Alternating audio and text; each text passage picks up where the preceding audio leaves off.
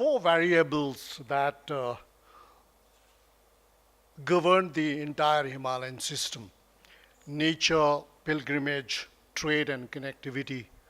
They continue to be the predominant variables today also.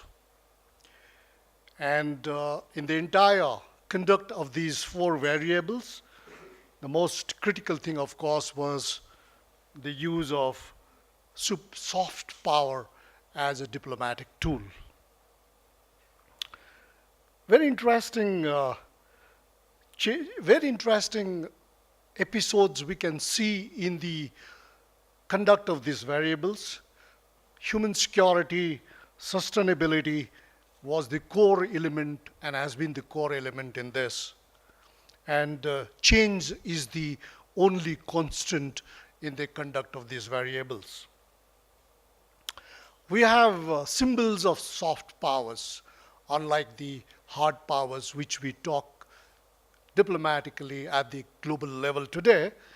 We had Padma Sambhava, Fa Hien, Huan Sang, Brikuti, Hooker, Grierson, Lloyd, Rawat, Heldin, Harrer, Alexander Decorus, Mother Teresa, Raul Sankritan, and J.C. Bose.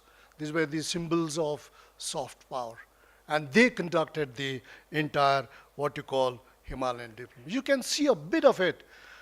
When the Young Husband mission took place in 1903, from Sikkim to Tibet, both Sigatse and Ganse, and when the Young Husband mission found that it was now a congenial situation in Tibet to at least restrict the expansionist tendencies of the Russians, they immediately shifted to what you call soft power then only. They thought that they cannot handle Tibet with force, military arsenals, and they started, okay, then in that case, we will send modern elements in Tibet, and they started sending what you call the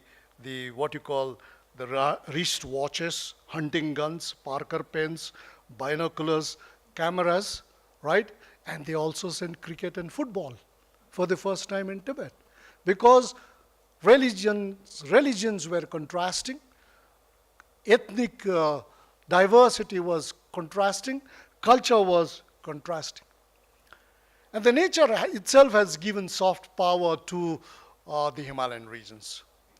Every year we see sills, boundless, and the sands incessantly flowing down the rivers, right? Replenishment happens naturally, and this Katha Rabetha Dhunga Mudara Balwako is written well in Nepali text, Indian text across the country, across South Asia.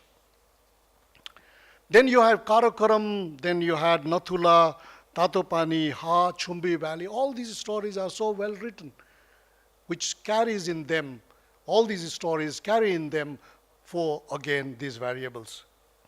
Therefore, in today's context, when we do the fourth Himalayan consensus, we are again primarily aiming at going back to soft power, because the global world is saying that the hard power has very strong limitations, so we must move to soft power. Chinese are doing that, India is doing this, our presence in China, India's presence in China through yoga and through films like Dangal and Four Idiots are again the demonstration that we are going back to soft power in this. Therefore, firstly, soft power mutated into government-to-government diplomacy.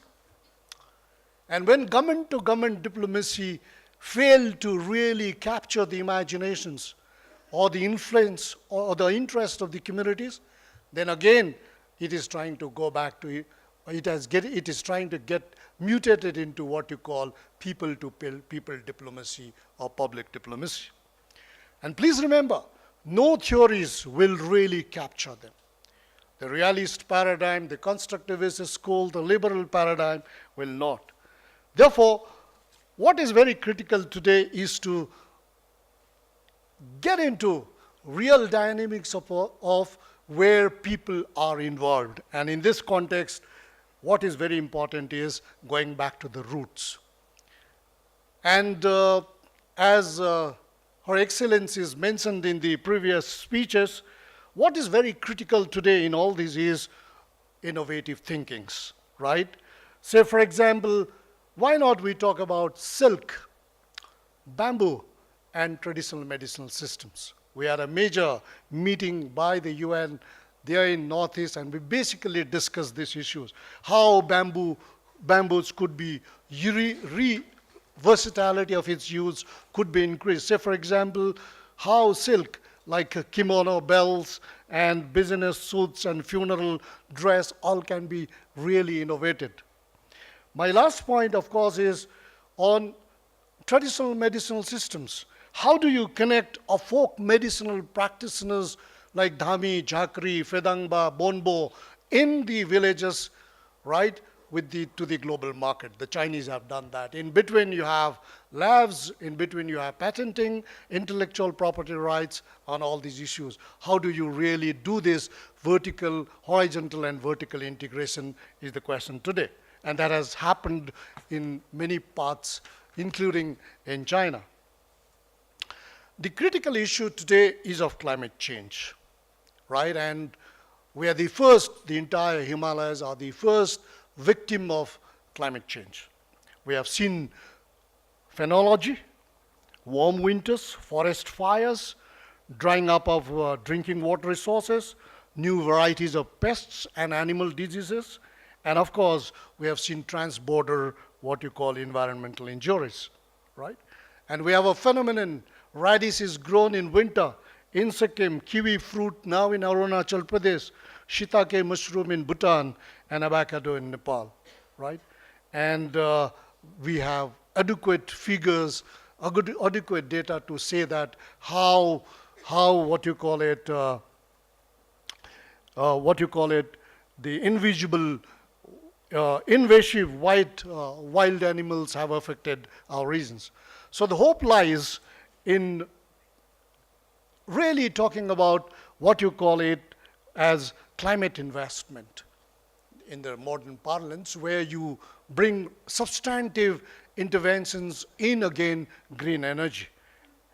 Therefore, in this context, there are way forwards, right? And one of the way forwards is a key role for a country like India, right? In India, it has been a traditional role of producers of green energy and exporter of green energy. What we are saying is India now has to be a transit point for electricity transfer. Say whatever is produced in Bhutan or Nepal, transferring it to Southeast Asian countries. Our recent studies in the Economic Research Institute of ASEAN and Japan very elaborately deals with this. Then the second is, can India make Bhutan, Nepal, and Bangladesh a part of its Act-East policy, right? And can Northeast region be, in India, be declared as a kind of power pool, right? And these are the, what you call it, phenomenon that would really change the entire system. What is very critical today is to bring out something substantive from a consensus meeting, Himalayan consensus gathering like this. We have last 3 meetings, we have substantively discussed about number of issues that really hamper us or characterize us. What we are trying to do today, at least in this meeting, is to really pinpoint on various projects that would bring some kind of far-reaching changes without disturbing the, what you call, nature, pilgrimage, trade, connectivity, interconnections that has been here for last many, many centuries. Thank you very much.